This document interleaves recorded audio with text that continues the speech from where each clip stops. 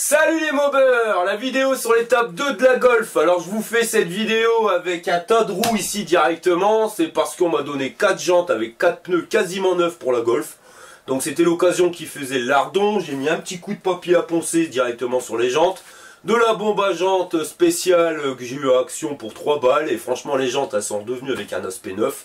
Certes c'est que l'aspect, elles sont pas neuves mais elles y ressemblent quand même nettement. Donc j'ai 4 jantes à donner, qui n'en veut vient les chercher hein, parce que là franchement c'est la merde, j'ai plus de place, hein, je m'en sors plus. Donc j'ai 4 jantes dont 2 avec 2 pneus quasiment neufs. Donc si vous les voulez, il n'y a pas d'envoi, hein, ça c'est clair, vous venez les chercher, vous me contactez et vous les prenez, il faut que ça débarrasse, j'ai besoin de place. Donc au niveau de la roue de secours, ouais c'est parce qu'au début j'étais content, je me suis dit tiens je vais me faire une roue de secours avec la jante. Avec un pneu neuf parce que c'est une galette sur la Golf. Le délire c'est que quand j'essaye de mettre la roue de secours à l'emplacement de la galette, ça rentre pas. J'arrive pas à refermer le coffre, le tapis de coffre. Donc il n'y a pas la place pour la roue de secours. Et c'est là que ça m'a mis la puce à l'oreille. J'ai dit tiens je vais regarder. Et il s'avère que la galette, finalement elle est plus petite que les autres roues. Puis bien, il manque au moins 8 cm, 8 à 10 cm. Donc là j'aimerais bien savoir, j'y connais que dalle en galette, mais est-ce que c'est normal d'avoir une galette, une roue de secours qui est plus petite que les autres roues? Enfin, c'est quand même déjà pas mal parce que j'ai regardé sur le C4, j'ai dit tiens je vais regarder, et même sur le C4 là il n'y a pas du tout de roue de secours, il n'y a rien, c'est un compresseur. Enfin un compresseur, une mini pompe à vélo électrique avec une notice. Alors là, mini pompe à vélo électrique à mon avis c'est que si on est crevé en plein milieu de la campagne, on a la pompe à vélo électrique pour essayer de regonfler la roue, je dis bien essayer parce que si c'est crevé... essayez de remplir une passoire, ça va pas bien. Et donc si vous y arrivez pas, vous vous référez à la notice. Et sur la notice c'est marqué démerde-toi avec ton brin. Ouais c'est clair. Donc ça finit au garagiste. Donc j'ai pas à me plaindre, moi avec la Golf j'ai quand même une roue de secours. Certes un peu de gagouin, mais j'ai une roue de secours quand même. Allez, fire!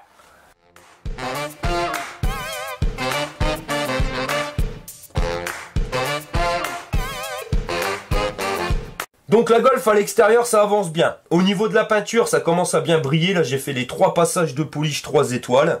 Alors je vais pas vous mentir, hein, j'en ai fait 2 à la main. En insistant bien, mais j'ai fait le 3e à la Wall Again polisseuse et franchement c'est quand même moins fatigant et le résultat il est nettement mieux.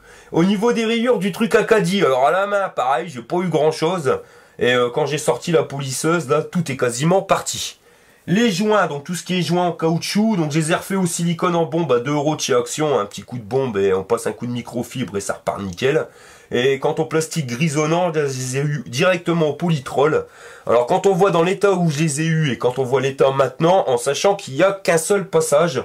Donc là je finis de policher et après je referai un passage au Polytrol directement et normalement ça devrait être tout neuf. Parce que quand on regarde bien la calandre, enfin tous les plastiques, là ils sont plus que nickel.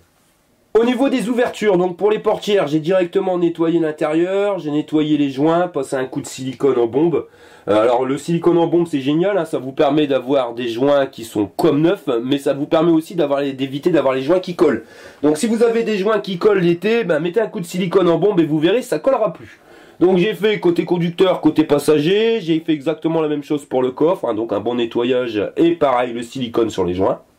Au niveau de l'intérieur, c'est fini, enfin du moins pour tout ce qui va être plastique, tableau de bord, ainsi de suite, ça a été nettoyé, passé un coup de lingette spécial tableau de bord, un truc à moins d'1 € là. Donc certes, c'est pas le moyen le plus économique, mais certes le plus pratique pour moi, parce que c'est vrai que ça me prend la tête d'attendre. Alors quand le feu il est rouge ou je dois attendre un gamin qui va au sport ou quoi que ce soit, vous voyez, je prends ma lingette et puis je nettoie un petit peu et ça m'a permis de revoir le tableau de bord plus que nickel. Parce que franchement, pour un tableau de bord qui a 30 ans, c'est quand même surprenant parce qu'il n'y a même pas une griffe, il n'y a rien. Il est plus que nickel. Au niveau du compteur, vous voyez, vous étiez tous à me dire, ouais non, c'est 465 000. C'est vrai que sur l'ancienne vidéo, il y avait un petit effet que ça faisait bizarre, on n'arriverait pas bien à voir. Donc j'ai nettoyé le tableau de bord et maintenant on voit bien. Donc maintenant c'est 166 198, j'ai un petit peu roulé avec la bagnole. Mais donc voilà, 166 000 pour la caisse. Mais sinon franchement, ouais, elle est plus que propre à l'intérieur, hein. Même le sigle Volkswagen là sur le volant, il y avait plein de crasses qui étaient à l'intérieur. J'ai réussi à le décrasser avec une petite lame de couteau, avec mes lingettes. Pareil au niveau du pommeau de vitesse. Enfin tout a été fait récurer, ça c'est plus que propre. Il n'y a que la moquette qui reste, donc la moquette ça je verrai logiquement la faire ce week-end. Donc je vais vous faire un tuto là-dessus, un truc à 2 balles pour pouvoir les avoir nickel, plus que neuf, sans produits chimiques. Par contre, je tenais à vous dire, j'ai trouvé un truc qui est super au niveau d'action. Alors là, ça se voit pas trop parce que ça fait 1 heure que je suis dans la bagnole et qu'il pleut et que le moteur tourne pas. Mais si vous avez des problèmes de buée à l'intérieur de votre bagnole, et ça c'est récurrent sur les anciennes bagnoles, surtout l'hiver, quand vous devez gratter à l'extérieur et que vous vous apercevez que finalement il faut encore le faire à l'intérieur, et puis en plus tout ce qui tombe sur le tableau de bord, après ça dégèle, ça fait de la flotte partout. Enfin c'est la merde, je crois qu'il y en a une paire qui connaissent le truc. Et ben Action, ils vendent un machin à moins de 3 balles, là, ce truc là, un petit sachet Oreo Auto. Alors j'ai dit tiens je vais essayer, c'est pour enlever l'humidité, donc c'est un truc anti-humidité. On le met direct dans le tableau de bord, là, enfin sur le tableau de bord, vous le mettez dans la boîte à gants, enfin un truc qui reste ouvert. Et pas tout de suite, mais au bout de 3 jours, franchement, vous avez plus de buée à l'intérieur de votre bagnole. Parce que c'est vrai qu'au début que je l'ai pris, on faisait ça sur son doigt, vous voyez, il y avait plein de flotte. Là maintenant, j'ai plus rien et ça vaut moins de 3 €. Et le truc, une fois que vous en êtes bien servi, vous voyez à l'intérieur, vous voyez c'est marron, ça devient blanc. Et quand ça devient blanc, vous le mettez au micro-ondes 6 minutes et le truc il redevient marron, donc il est prêt à nouveau à faire absorbeur d'humidité.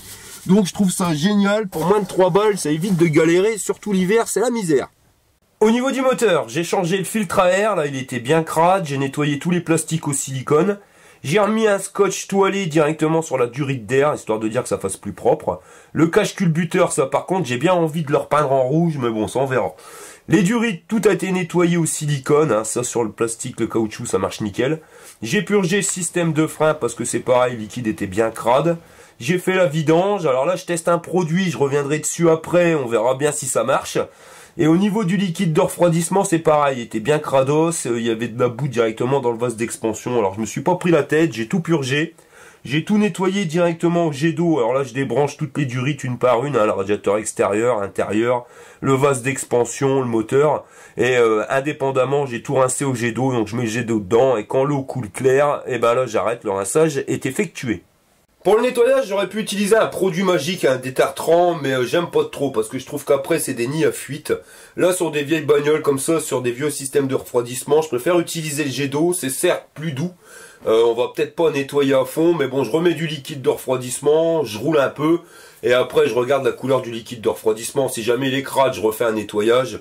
Là, j'ai fait 200 km, vous voyez le liquide, il est super propre, donc c'est nettoyé. Il n'y a pas besoin de se prendre plus la tête avec ça. Les produits, c'est jamais bon, et même dans la revue technique, ils nous indiquent qu'il faut éviter les produits, c'est vraiment en cas de force majeure. Ce qui me reste à faire sur cette bagnole, donc partie extérieure, il y aura un petit peu de carrosserie là à cause du truc Acadie. Alors là c'est pareil, avant d'attaquer la carrosserie, je vais essayer vraiment de trouver la même teinte de blanc, donc je pense que je vais aller faire scanner la peinture, ça sera plus simple. Parce qu'à part ça, la peinture elle est propre, bon il y a quelques petites retouches à faire à droite à gauche, c'est pour ça. Trouver la même teinte, ça me permettra d'éviter de me faire une peinture complète, ça m'arrangerait fortement. À l'intérieur, donc au niveau du coffre, j'ai la patte de fixation de la plage arrière sur la tablette qui est pétée. Alors ça c'est chiant parce que chaque fois que je mets un truc dans le coffre, la plage arrière elle tombe. Enfin c'est pour ça que j'ai pas pu finir le câblage électrique des haut-parleurs, sinon tout va s'arracher. Donc je vais changer la tablette. C'est pareil, il va me falloir le mécanisme lève-vite côté passager. Alors parce que ça c'est chiant, il est complètement grippé, le carreau ne se lève plus et descend plus. Alors ça c'est pas compliqué, c'est qu'avant il y avait de la mousse et la mousse ça a carrément bouffé les joints. Telle manière à ce que maintenant quand il pleut, la flotte elle rentre dans la portière, elle est venue complètement pourrir le mécanisme. Donc je vais changer le mécanisme, mais je vais aussi changer avant les joints de carreau. Ça sert à rien de remplacer un mécanisme, il sert pour pourrir derrière le système. Surtout que sur le côté conducteur c'est exactement la même chose, la manivelle fonctionne encore. Mais on le voit bien, de toute façon quand on descend le carreau, ça racle plus rien. Donc je vais remplacer tout ça, on sera tranquille après. Au niveau du moteur, vous avez été nombreux à me dire, il y a un bruit. Alors rappelez-vous.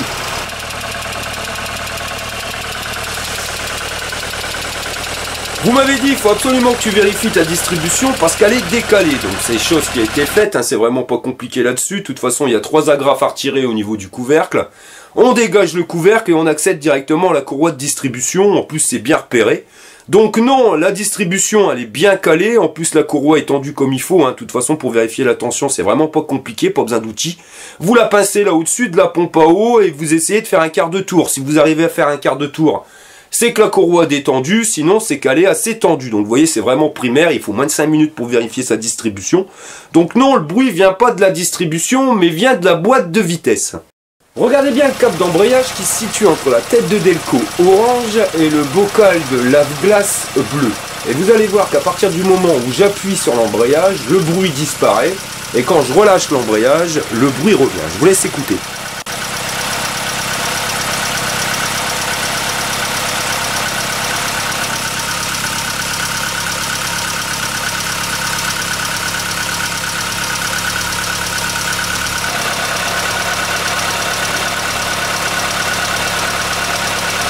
J'ai vidangé la boîte de vitesse, remis de l'huile neuve et franchement, pas de changement. Donc ça on verra, hein, je vais m'intéresser au problème incessamment sous peu. Pour vidanger la boîte de vitesse, j'ai eu besoin d'un outil spécial, donc une clé Allen de 17. Alors ça je vous remercie parce que vous avez été certains à me parler du site Mécatechnique que je connais pas. Donc si vous avez une Golf et que vous êtes en galère, vous avez besoin de pièces ou d'un outil spécial, ce site est vraiment pas trop cher. Un titre indicatif, j'ai eu l'outil moins cher que si je l'avais sur le site AliExpress.